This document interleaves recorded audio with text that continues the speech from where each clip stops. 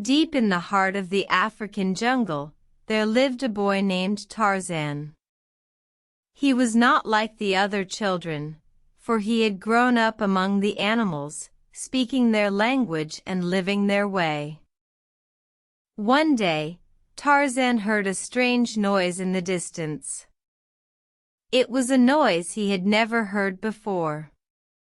He decided to investigate and set off on a journey to find its source.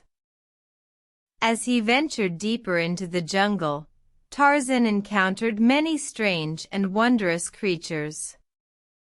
He met the graceful giraffe, the powerful elephant, and the sneaky leopard. But none of them made the noise he had heard. Finally, Tarzan came across a group of people. They were explorers, just like him, but different. They wore strange clothes and spoke a language he had never heard before.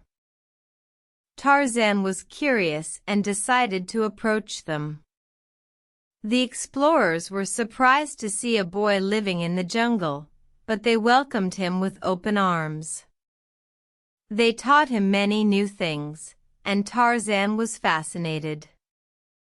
One of the explorers, a kind man named Professor Porter, noticed that Tarzan was very intelligent.